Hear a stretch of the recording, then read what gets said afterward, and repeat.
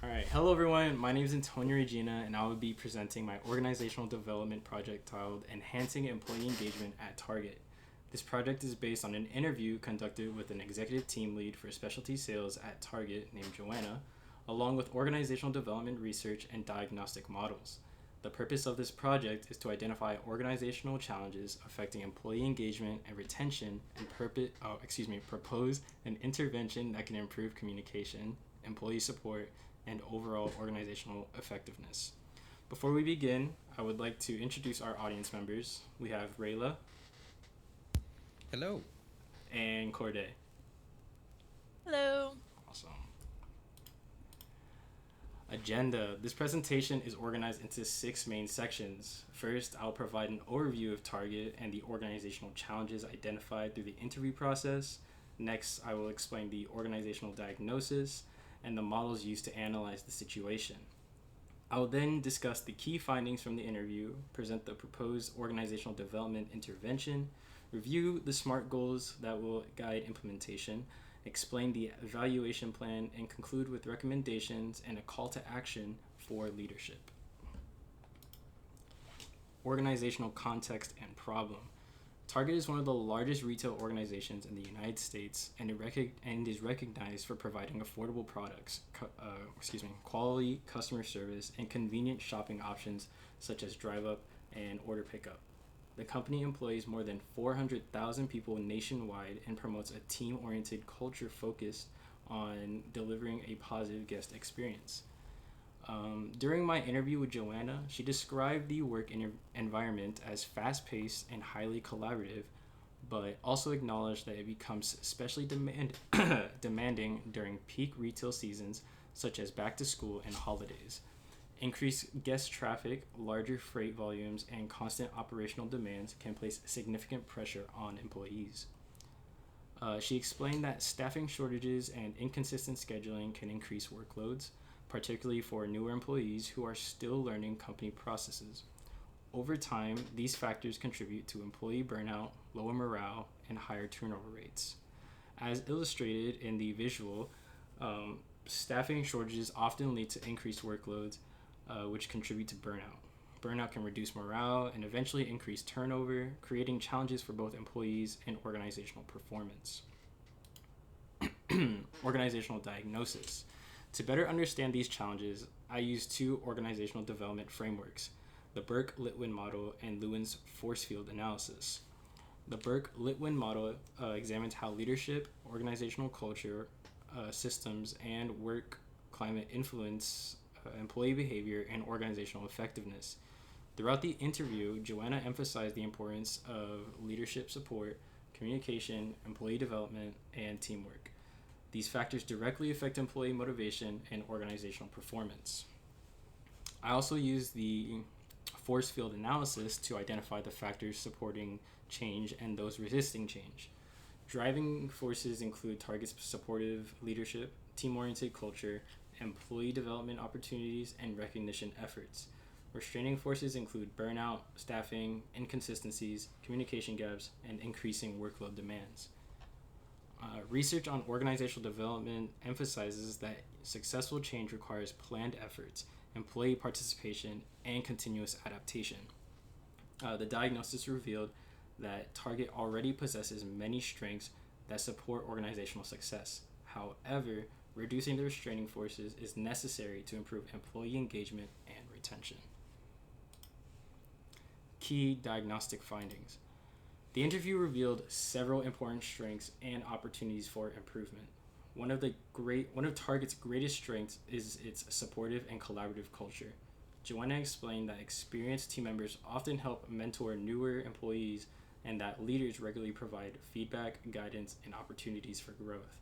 Employees are encouraged to take on new responsibilities, gain experience in different departments, and pursue leadership opportunities. At the same time, several challenges were identified.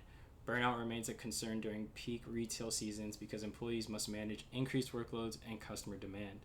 Communication is generally effective through team huddles and check-ins, but Joanna noted that communication can become less consistent during busy periods when leaders are balancing multiple priorities. The interview also highlighted opportunities to improve staffing consistency, workload distribution. and communication of daily priorities. Research further supports these findings by showing that employee involvement, communication, and effective feedback systems contribute to stronger engagement and organizational effectiveness. Proposed organizational development intervention. Based on the findings from the interview and organizational diagnosis, I'm proposing an employee engagement and communication enhancement program. This intervention falls within the human process category of organizational development because it focuses on improving communication, employee involvement, and workplace relationships. The first component focuses on improving communication through daily team huddles and regular manager check-ins. These practices help ensure employees receive clear expectations, consistent updates, and opportunities to ask. The second component increases employee voice through monthly listening sessions. These sessions provide employee with a structured opportunity to share concerns, suggestions, and feedback directly with leadership. The intervention also strengthens onboarding and mentorship opportunities to help new employees adjust more effectively to the workplace and build confidence in their roles. In addition, employee recognition and support programs will be expanded to reinforce positive performance and increase employee morale. Finally, the intervention addresses workload concerns through improved scheduling practices, better workload distribution, and additional staffing support during peak retail seasons. Together, these initiatives are designed to increase engagement, improve communication, reduce burnout, and support employee retention. SMART goals. To measure the success of that intervention, 4 SMART goals were developed. The first goal is to reduce employee turnover by 15% within 12 months. This goal directly addresses one of the primary challenges identified during the interview. The second goal is to increase employee engagement survey scores by 20% within 9 months. Improved engagement indicates that employees feel more connected to their work and organization. The third goal is to improve communication satisfaction ratings by 25% within the 6 months. Since communication was identified as both a strength and an area for improvement, this goal focuses on creating more consistent and effective communication practices. The final goal is to increase employee participation in feedback programs by 30% within 1 year. Higher participation rates suggest that employees feel comfortable sharing their perspectives and believe their voices are valued. These goals provide measurable benchmarks that can be used to evaluate the effectiveness of the intervention. Evaluation plan. To determine whether the intervention is successful, several evaluation metrics will be used. Employee retention reports will help measure changes in turnover rates. Employee engagement surveys will assess satisfaction and commitment levels, while pulse surveys will evaluate communication effectiveness throughout implementation. Employee check-ins will be used to monitor burnout levels and workplace morale. Participation rates in feedback sessions and surveys will be tracked to measure employee involvement. The evaluation process will follow the 5-step feedback process shown on the slide. First, employee feedback will be collected. Second, the results will be analyzed. Third, improvements will be implemented based on the findings.